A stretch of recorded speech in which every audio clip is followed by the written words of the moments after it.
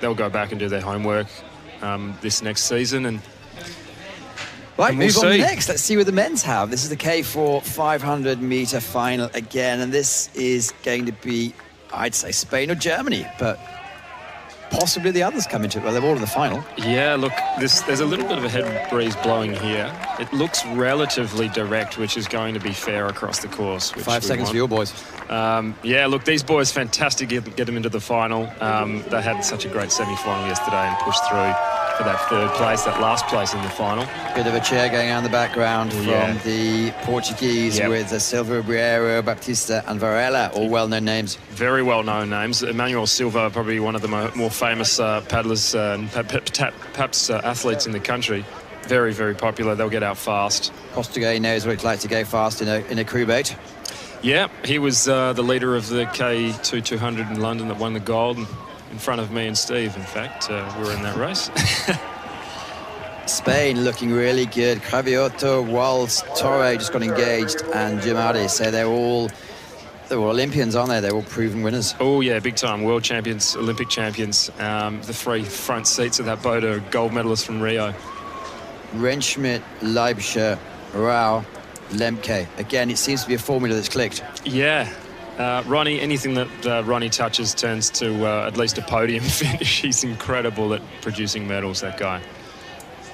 Let's not count out the Czechs, though.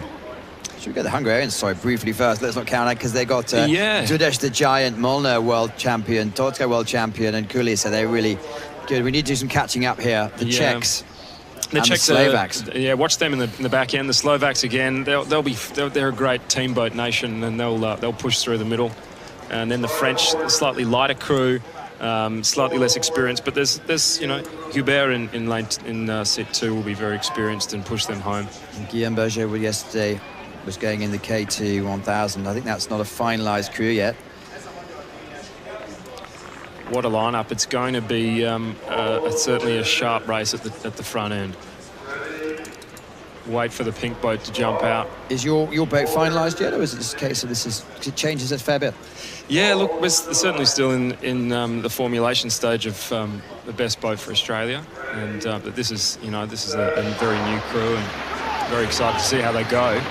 Well, great start from Hungary. Lane number 6. Yeah, knew they would jump out very fast, and they'll be very happy with that jump.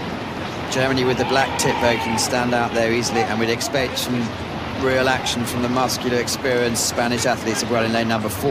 Yeah, they'll be trying to run it right up to that 250, and then trying to find that holding speed for all these boats. They're going to get there in just under 40 seconds today. Russia could start well. Yeah, surprising Russia got out so well. They struggled a little bit in the semi, but they've absolutely nailed this today. Well, you can see the Hungarians slightly holding on after 250. Much closer race than it was last year in Rachis. And the Russians are squeezing their noses up at this point in the race. There's 150 odd meters to go, and the Germans now start to edge up with the big bad boys in the back trying to push them home. Well, in the last 5 meters, Germany have really turned on the turbo. Absolutely pushing home. This is an incredible push from them. A really impressive paddle from the Aussies as well in lane 1. They're squeezing home, and they might just nip a medal here. Coming into the last few minutes, it's going to be, unless we have a major fallout, it's going to be Germany from Spain. Oh, incredible paddle from all boats. To have a blanket finish like that, wow, so impressive.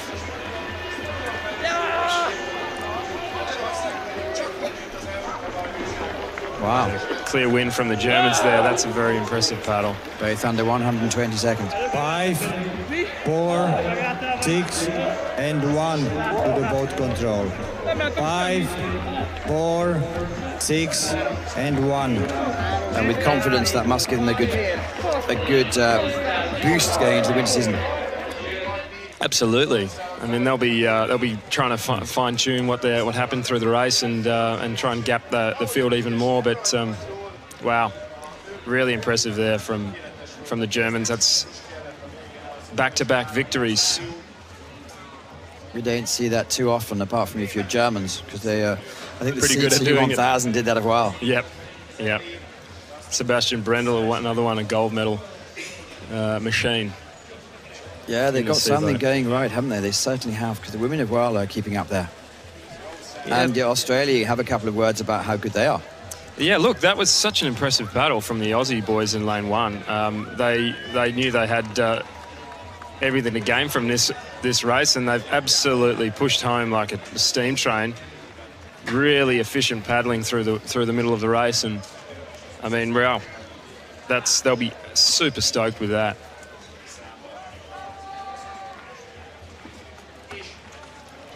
And there's quite a lot of strength and depth as well. They've got more people who want to go in the boat. But here we go. Times are added up. Germany, gold. Spain, silver. Hungary, bronze. Australia, fourth. Just 1.7 seconds back. Yeah, it's a very close race up the front. And this, as an Olympic discipline, well, there were a lot of people saying, will it work or not? But it certainly seems to have. Are people specialising, or are they still able to do them? I think there's probably a bit of a push from both ends of the Olympic program, the 1,000 metres and the 200 metres squeezing into the 5. I think it's probably the jury's out as to which is working better, the 1,000 metre or the 200 metre type athlete.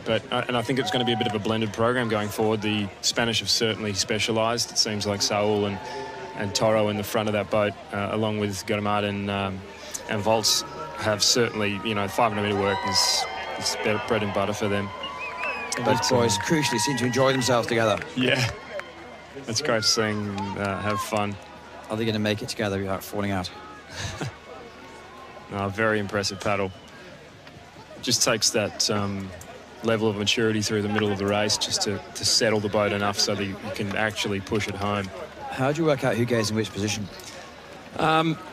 You want a fair bit of power through the middle of the boat, but someone steady-handed in the front who's just able to hold a nice structure without being pushed beyond the power of the boat. Well, the Spanish boys gave it everything they possibly could, but there is no doubt at all about this team from Germany. This team from Germany, they are the best in the world. Congratulations, boys. Another world title. Ronald, Tom, what does that mean today? The Spaniards were always going to take it out hard, but you held on. You were going away from them in the end to be world champions again. Congratulations. Thank you. It was an amazing crowd for the race. They make a loud noise. Thank you for that. And the Spanish guys, they have beaten us at the Europeans. And after that, we decided, okay, now we train harder and switch it in the words. And yeah, now it's happy. We are happy to win the gold medal. And Max, as a team, you're working together pretty well now. You must be feeling pretty good about Tokyo in 2 years' time.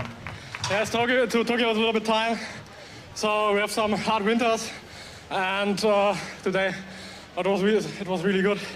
And that's good for Tokyo. Ladies and gentlemen, put your hands together for our boys from Germany. They are K-4.